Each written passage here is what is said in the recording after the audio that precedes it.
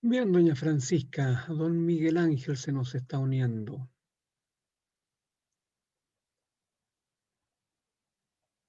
Doña Carolina la admitimos.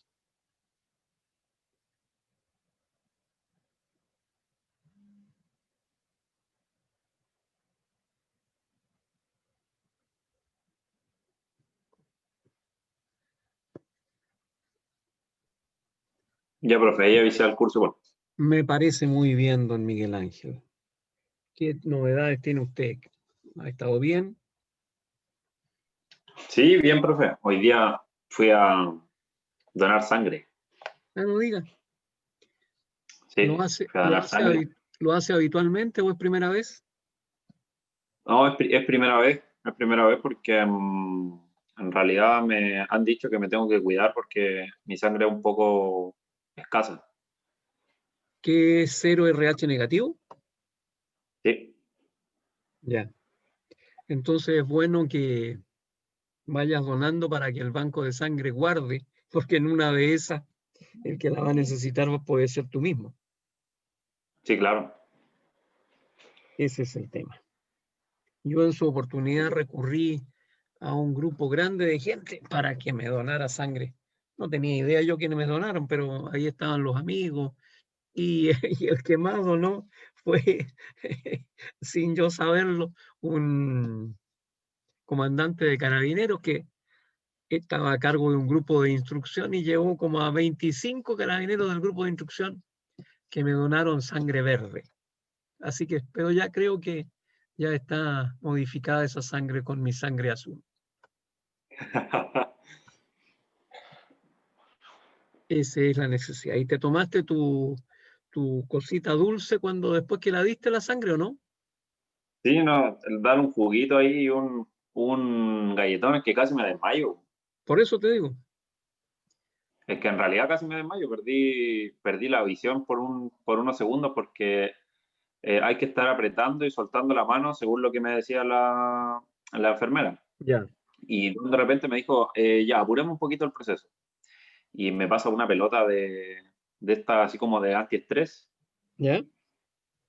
Y con eso la apreté muy fuerte durante un rato y casi me desmayo. O sea, hiciste más fuerza a la que correspondía. Claro, pero un poquito de jugo, un poquito de aire y se pasó el tiempo. Claro. Pero eso hay que tenerlo siempre claro cuando uno además va a dar la sangre, según me decían. Ponle tú, uno puede estar muy sano, no tener inconvenientes, pero ponle tú, si anduviste de carrete y te acostaste tarde, no estás en condiciones muy buenas como para dar sangre y se te puede producir ese, ese desvanecimiento, ese desmayo. Es para puro asustarse, ¿no? Sí, es el trasnoche en realidad, yo creo.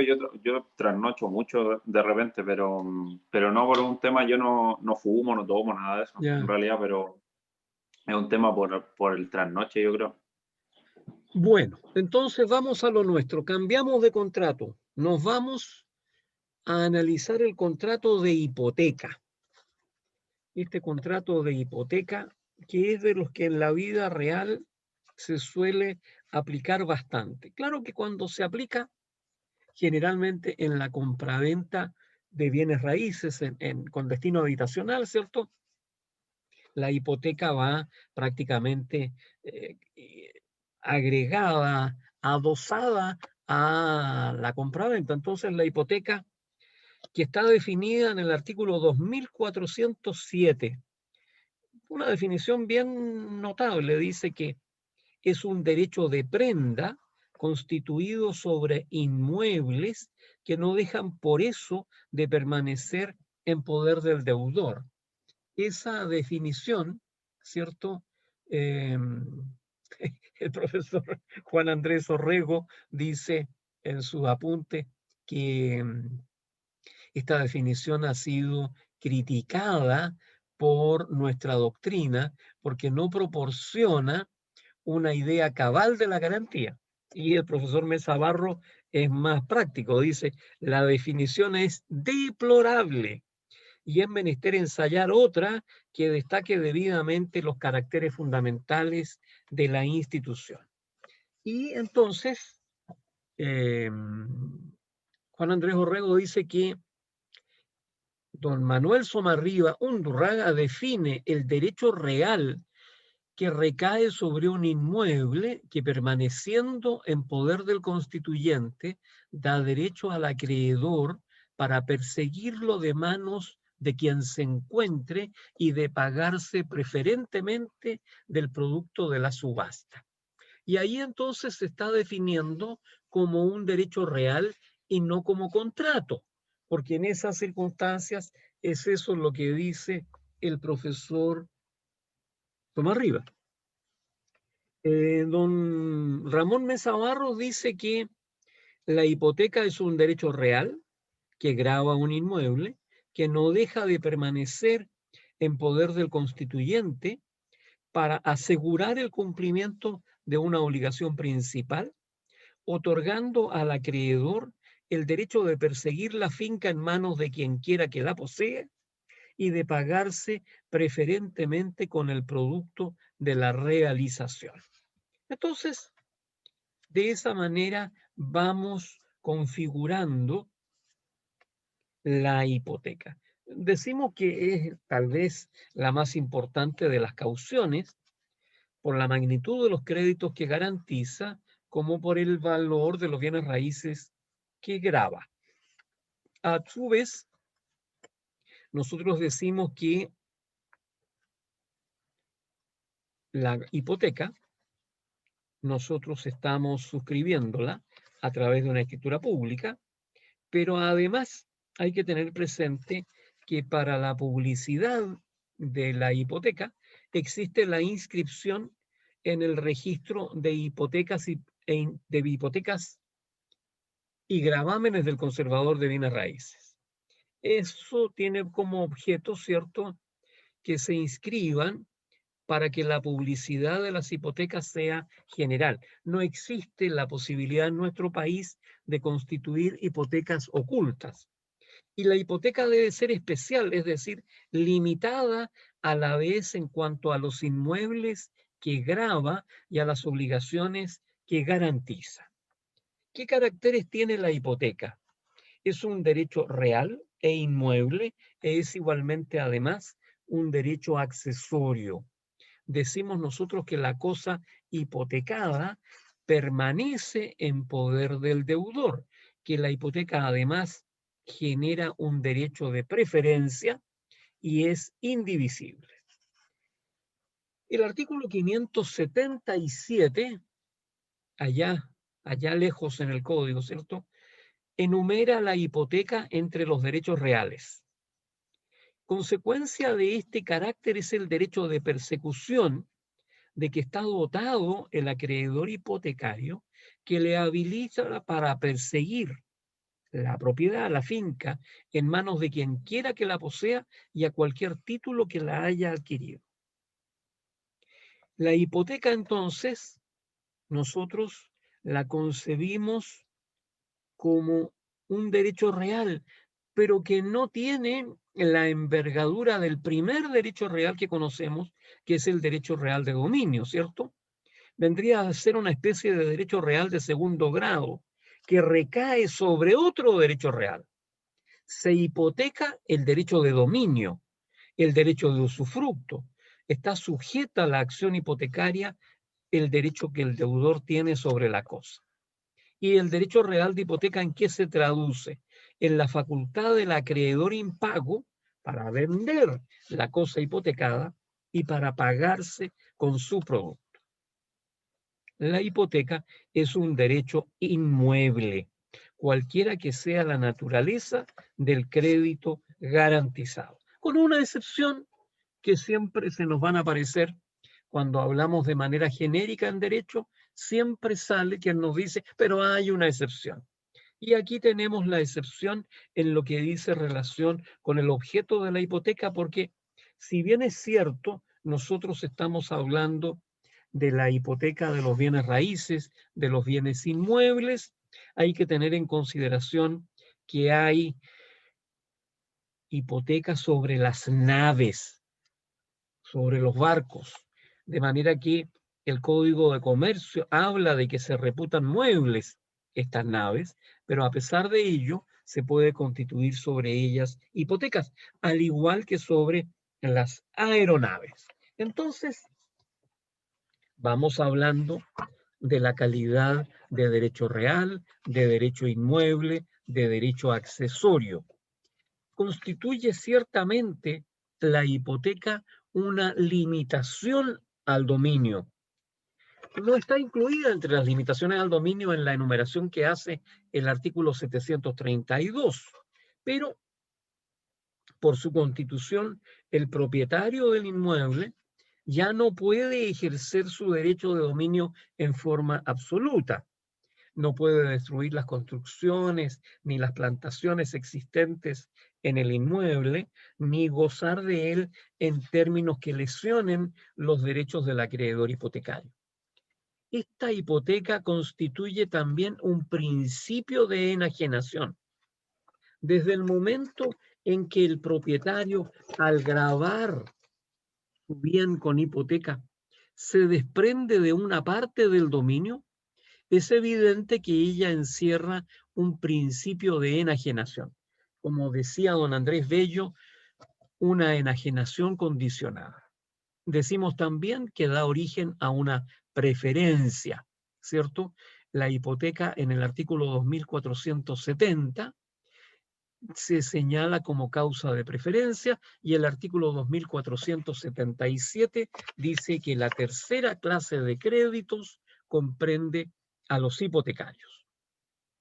Decimos también que la hipoteca es indivisible en virtud de la indivisibilidad de la hipoteca que consagran, recuerdan ustedes el artículo 1526 número 1, y 2408, puede decirse que cada parte del inmueble hipotecado garantiza la totalidad del crédito y que a su vez cada parte del crédito está caucionado con la totalidad del bien hipotecado. Con relación al inmueble, el principio de indivisibilidad recibe diversas manifestaciones. Si son varios los inmuebles hipotecados, el acreedor a su arbitrio podrá perseguirlos a todos ellos o al que elija. Y la acción hipotecaria se dirige contra el que posea en todo o en parte el inmueble hipotecado.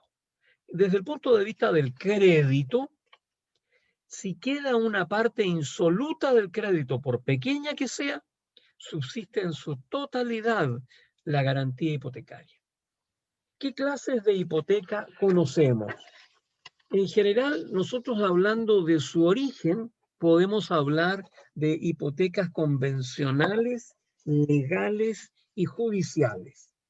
En cuanto a los bienes que ella afecta, nosotros podemos hablar de hipotecas especiales si grava uno o más predios determinados y generales si se extiende a todos los inmuebles del deudor.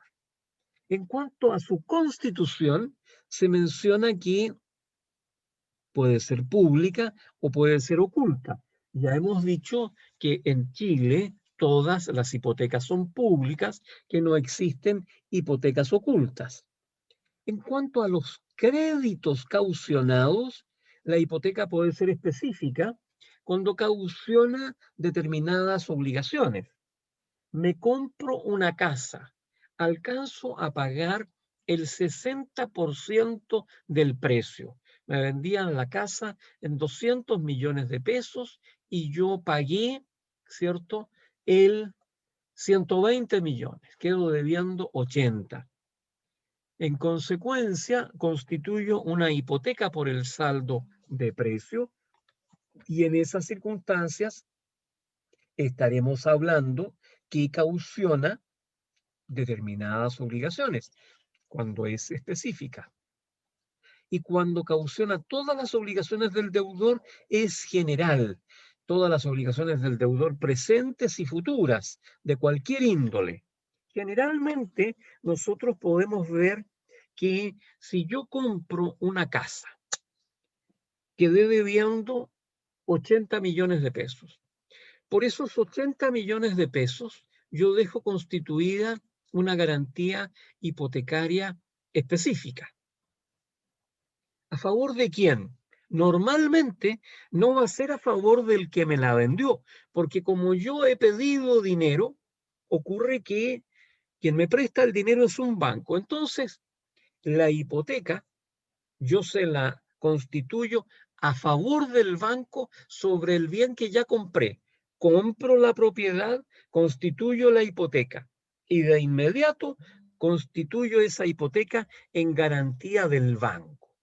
El banco me dice, usted pagó 120 millones y yo le presté 80 millones.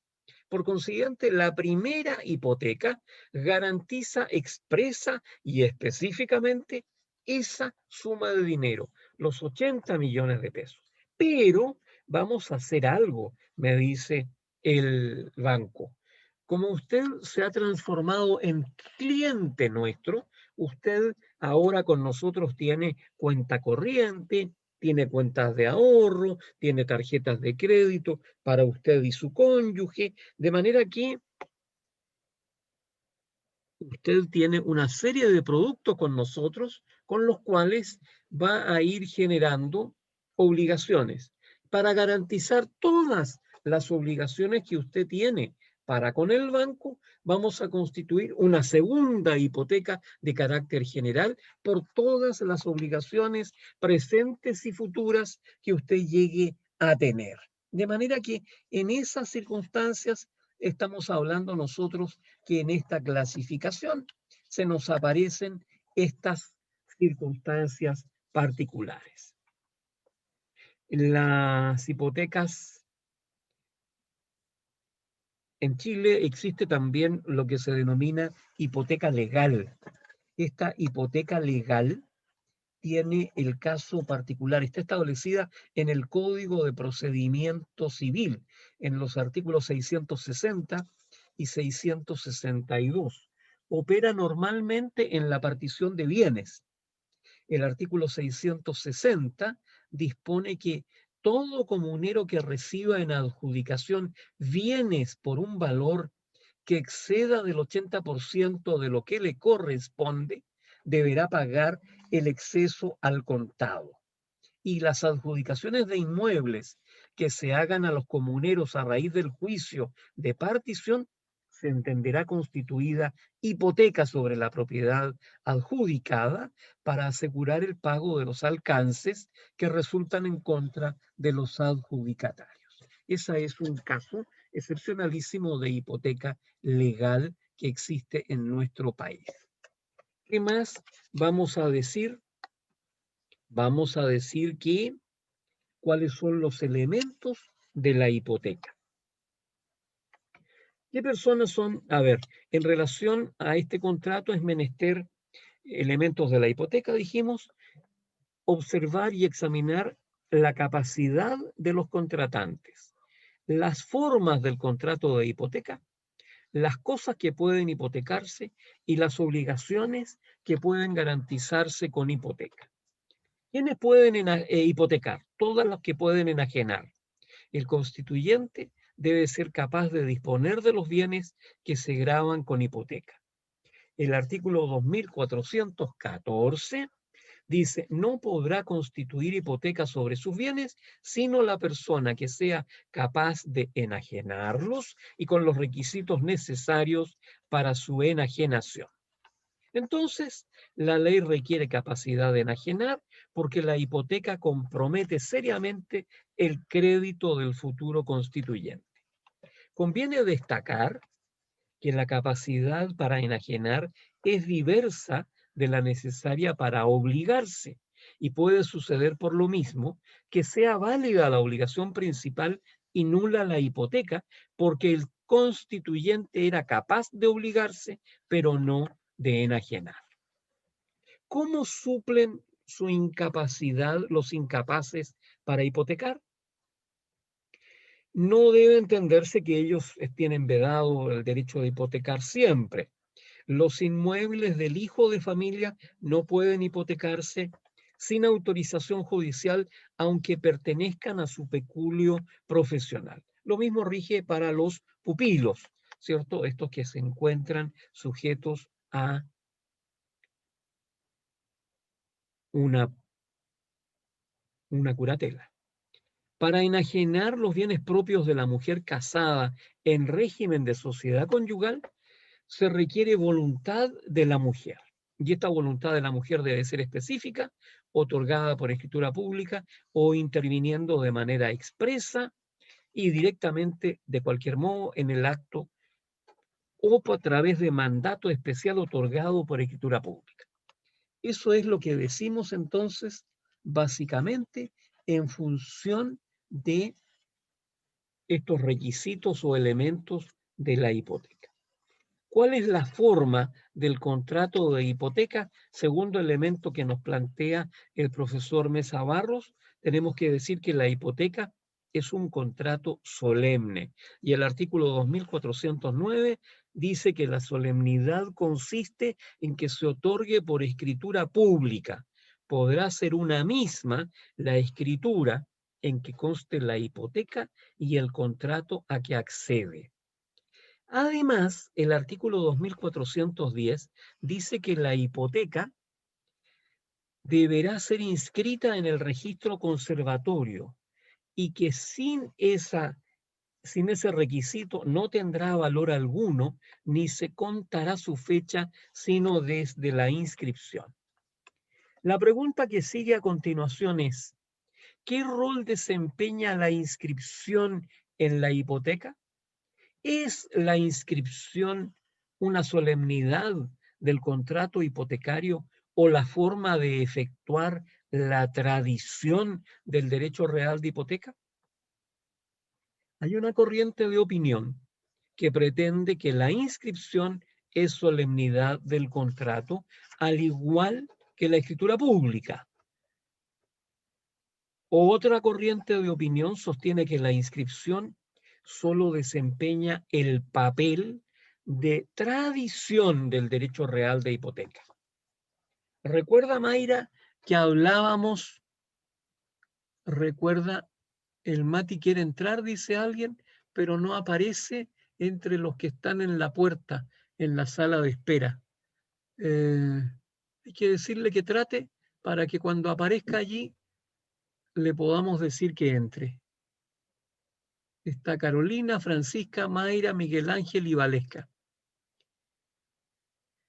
Decía yo que recién cuando conversábamos con Mayra, señalábamos que en los contratos en los cuales nos enfrentamos a la búsqueda de un derecho del cual queremos hacernos dueños, necesitábamos de un título, que normalmente era el contrato, y necesitábamos además de un modo de adquirir, que era la manera a través de la cual nos hacíamos efectivamente dueños. Y en esas circunstancias mencionábamos que en la compraventa de un bien raíz, el título estaba conformado por la escritura pública, pero que yo firmaba esa escritura pública, la suscribía el vendedor, la autorizaba el notario y yo me la llevaba para mi casa. Esa escritura no me ha hecho dueño. Yo tengo en ella el título, pero ese título, para que se me haga dueño, yo necesito llevarlo a efectuar la tradición. Y la tradición se efectúa por la inscripción de ese contrato de compraventa en el registro de propiedad del conservador de bienes raíces. En el momento en que allí se inscribe, en ese mismo instante yo me hago dueño. Mencionó Mayra, y lo aclaramos, en el sentido de que se requieren, aquí viene entrando Matías, lo admitimos y ahora va a entrar. Entonces yo decía que tenemos la escritura de compraventa y necesitamos, ¿llegó Matías? Ahí está Matías. Entonces, en estas circunstancias, nosotros necesitamos el título, que vendría a ser el contrato de compraventa, y la tradición, como yo me hago dueño del inmueble. Pero Mayra mencionó en un momento, habló de la entrega material. y de la entrega legal. La entrega material es dejar al nuevo dueño instalado en posesión del inmueble, dentro del inmueble. Aquí están sus llaves, señor, mire, esta es la de esta puerta, esta es la de atrás, ya, entre, aquí está, esta es su casa. Esa entrega material es bueno dejar constancia de ella en la misma escritura. Generalmente se utiliza una cláusula que dice algo así como: con esta misma fecha, con la fecha de esta misma escritura, se efectúa la entrega material del inmueble, que el comprador declara recibir a su entera satisfacción con todos sus derechos, usos, costumbres y servidumbres, tanto activas como pasivas, con el pago de las contribuciones al día, etcétera, etcétera. Pero uno lo dice: me entregaron la propiedad, ya estoy a cargo de la propiedad. De esa manera, las obligaciones que forman parte del contrato de compraventa se están cumpliendo. Y hago un alcance, no para enredar, sino para aclarar cómo funcionan los conceptos. Ustedes estudiaron la condición resolutoria tácita, que va íncita en todos los contratos bilaterales. Va la condición de no cumplirse por una de las partes lo pactado. Y eso le da derecho al otro contratante diligente para pedir el cumplimiento forzado de la obligación o, derechamente, la resolución del contrato, y en ambos casos con indemnización de perjuicios. Vale decir, yo tengo, cuando le estoy dando cumplimiento a la entrega material y estoy diciendo que lo entregué, estoy evitando que se discuta respecto de mí el cumplimiento de esa entrega material, porque yo lo entregué, le di la posibilidad a ese comprador que se hiciera cargo del inmueble. No lo dijimos así de oralmente, solo lo dejamos en la misma escritura. Entonces, hablamos del título y hablamos del modo de adquirir. Y aquí estamos hablando de lo mismo. Estamos diciendo que la hipoteca perfecciona el contrato de hipoteca. La escritura pública perfecciona el contrato de hipoteca, pero el derecho real no adquiere vida sino por la inscripción. El artículo 2419 habla de que la hipoteca sobre bienes futuros da derecho al acreedor para hacerla inscribir sobre los bienes que el deudor adquiera y en la medida en que los vaya adquiriendo. Entonces, la solemnidad, reitero, la solemnidad en el contrato de hipoteca es la escritura pública y la inscripción de la hipoteca desempeña el papel de tradición del derecho real de hipoteca. En esas circunstancias estamos nosotros en presencia de la buena doctrina. ¿Qué pasa con las enunciaciones de la inscripción? No se ha establecido en la ley las enunciaciones que debe contener la escritura de hipoteca, pero ocurre que el artículo 2432 señala las indicaciones que debe contener la inscripción y nos dice que debe indicar el nombre, apellido, domicilio y profesión del acreedor y del deudor y de las personas que como mandatarios o representantes legales suyos requieran la inscripción. Las personas jurídicas serán designadas por su denominación legal. Requiere también esa inscripción de la hipoteca la naturaleza y fecha del contrato a que accede la hipoteca y el archivo en que se encuentra.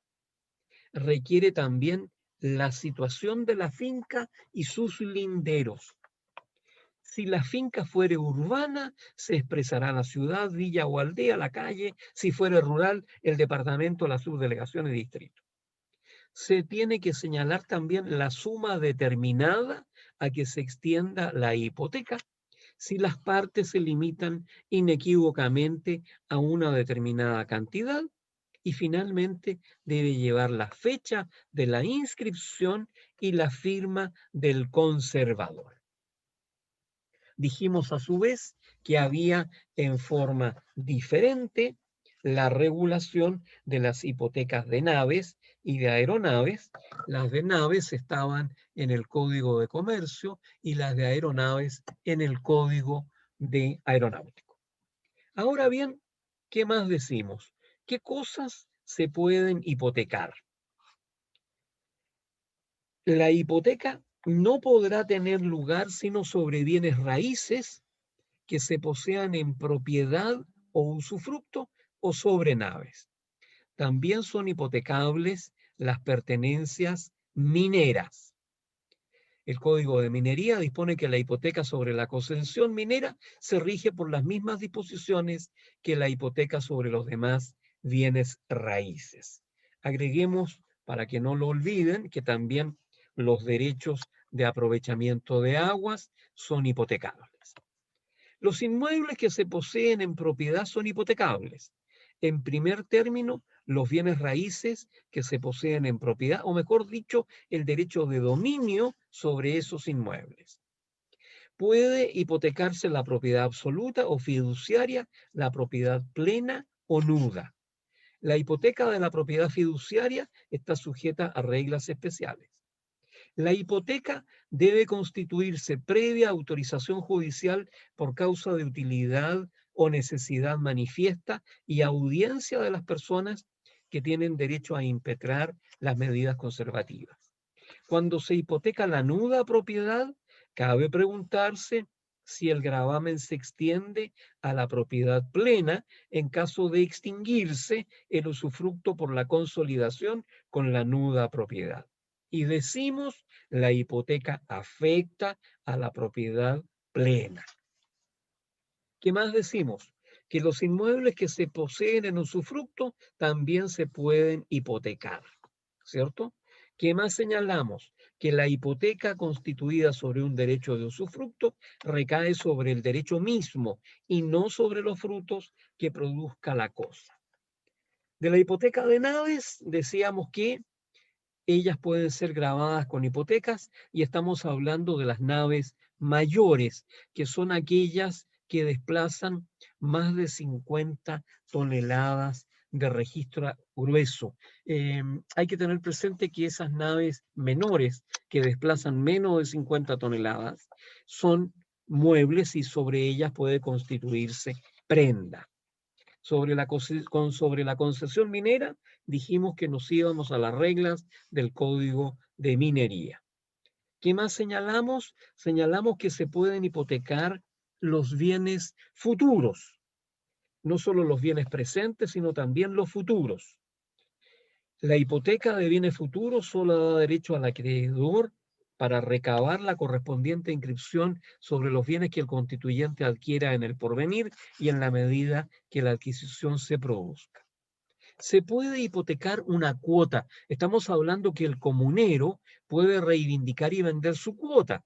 Y el 2417 establece que el comunero puede asimismo, antes de la división de la cosa común, hipotecar su cuota.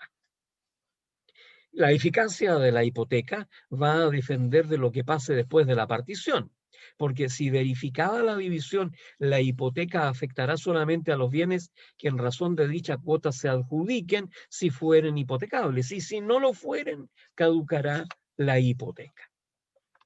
Entonces, nosotros vamos señalando las distintas situaciones que afectan a la hipoteca de esta manera que hemos advertido. Se nos pregunta, ¿la hipoteca de cosa ajena tiene valor? Siempre tendrá para el acreedor una trascendental importancia que el constituyente sea titular del derecho de hipoteca. La jurisprudencia chilena se inclina con rara unanimidad a considerar nula la hipoteca de cosa ajena. Pero son muchas las razones, agrega el profesor Ramón Mesa Barro, para pensar que es válida la hipoteca de cosa ajena.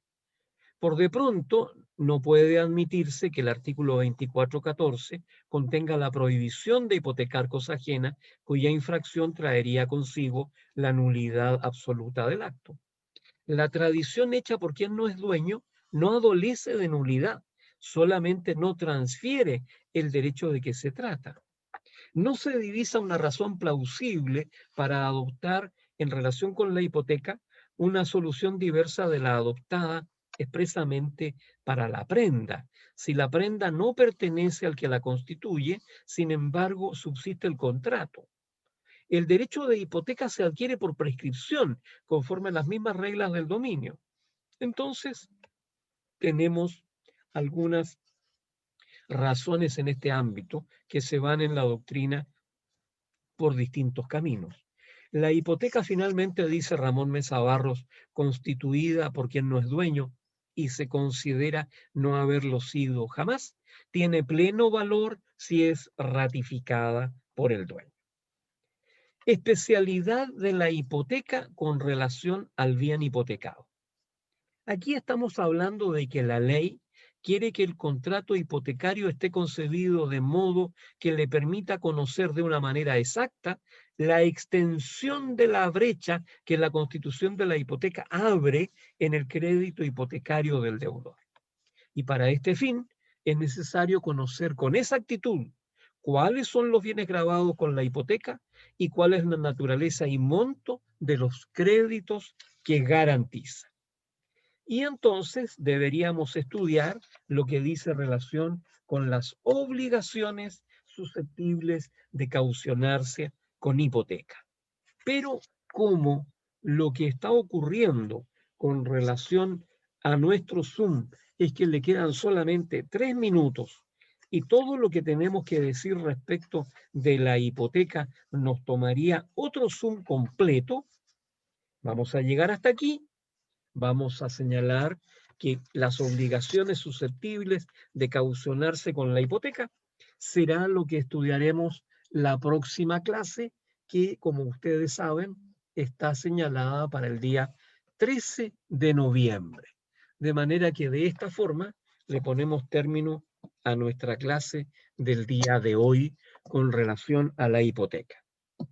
Hemos usado como elemento de trabajo el libro de don Ramón Mesa Barros, Fuente de las Obligaciones, tomo 2. Pero también hemos tenido a la vista, como que no quiere la cosa, los apuntes de don Juan Andrés Orrego, que ustedes suelen consultar a través de internet y que tienen la facilidad de poder ser analizados de manera tranquila y pacífica por cualesquiera de nosotros. Colorín colorado, este cuento se ha acabado. Pasó por un zapatito roto y el próximo viernes les cuento otro. Chao. Chao, chao. Chao, profe, que esté bien. Chao, que esté bien. Chao, chao.